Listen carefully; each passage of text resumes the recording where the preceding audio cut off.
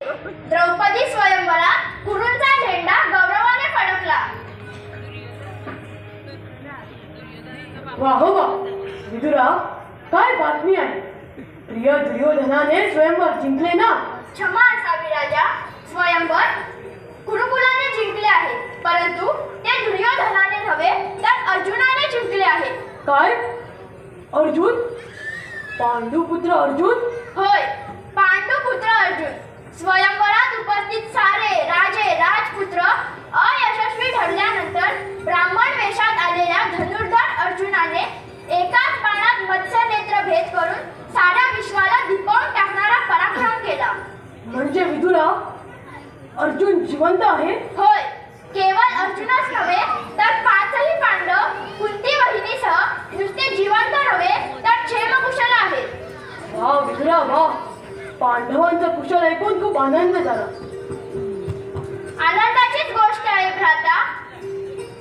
बाणावताच्या दुःखद घटनेनंतर हा पांडवांचा जणू पुनर्जन्मच आहे. होय, त्या घटनेनंतर मला खूप अपराधी वाटत होतं. परंतु आता पांडव सुखरूप आहे हे ऐकून बरं वाटतं. पण हे अजून घडलं कसं? आता ते पांडवांनाच विचारायला हवं. होय होय. राजा ध्रुपदाने अत्यंत प्रसन्न होऊन पांडवांचा मोठा आदर सत्कार केला आणि महर्षी व्यासांच्या मार्गदर्शनाखाली पांडवांचा पांचालीशी विवाह लावून दिला. त्या सोहळ्याला पांडवांच्या आदरार्थ यदुवीर, श्रीकृष्ण, बलराम, धरून अनेक राजे उपस्थित होते अशी बातमी आहे. हे उत्तम झालं. बाकी विदुरा, पांडुपुत्रांच्या शौर्य आणि कर्तृत्वाला मूळ सीमाच नाही. अशा या पराक्रमाने त्यांना महाबलाढ्य मित्रांचे सहाय्य प्राप्त झाले आहे. आता हस्तिनापुरात त्यांचं उत्स्फूर्त स्वागत करायला हवं. सत्य आहे राजा. पांडवांप्रती आपली बुद्धी निरंतर अशीच राहो. चला, मी आपला निरोप घेतो. आचार्यांना ही आनंद वार्ता द्यायची आहे. हो, ये.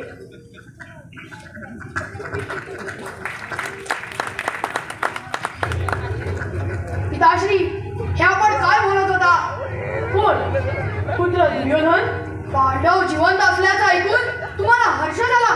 महाराज, आपण पांडवांचा मोठा स्वागत करणार आहात. पण हे तुम्हाला कसं समजलं? विदुर काका इथं आल्यामुळे आम्ही बाजूच्या कक्षातून सारं ऐकत होतो. अरे मूर्खांनो, तुम्हाला कळायला हवं. मी विदुराशी बोलत होतो. ते बोलताना आतून माझ्या मनाला किती यातना होत होत्या याची तुम्हाला कल्पना नाही. अरे, आपलं मनोगत आचार्यांना कळता कामा नये याची खबरदारी घ्यायला नको. म्हणून विदुरालाही आपल्या मनाचा आणि कृतीचा थांब लागता कामा नये. हा, हे योग्य बोलतात आपण पिताश्री. मग भलते प्रश्न विचारत बसू नका. आधीची वार्ता ऐकून मी भयंकर स्वस्थ झालो आहे. तुमच्यापेक्षा कितीतरी अधिक पटीने मी आतून जळतो आहे. आता या पांडवांच्या नाशासाठी निश्चित आणि निकाली योजना आखायला हवी. आता आणि कसली योजना आखतोय? तसे अनेक पर्याय डोक्यात आहे, परंतु सर्वात योग्य हाच वाटतो की त्यांना प्रेमाने हस्तिनापुरात बोलावून फसगतीने त्यांचा घात करणे. नाही मित्रा, तुझ्या अशा कित्येक योजना आज जर फसलाय. परंतु कर्ण, ही योजना फसणार नाही, कारण ही शकुनी मामांच्या विशेष पोतडीतली आहे. नाही मित्रा, माझा असल्या गुप्त आणि कपटी कारस्थानावर विश्वास नाही. हे बघ, हे तुझे शत्रू आहेत ना, तुला त्यांचा नाश करायचा आहे ना. अर्थात आहेच. अरे, रात्रंदिन तेच माझ्या डोक्यात शिरत आहे. मग आपण सरळ त्यांच्याची बैरपत करून युद्धात त्यांचा निपात करू. अरे, माझ्या पराक्रमावर तर विश्वास नाही का? कर्ण, तू पराक्रमाच्या वार्ता करतो आहेस. मग द्रौपदी स्वयंवरात तुझा तो पराक्रम कुठे लपला होता? महाराज, कृपया आपण माझ्या जखमेवर मीठ तोडण्याचा कर्म करू नये.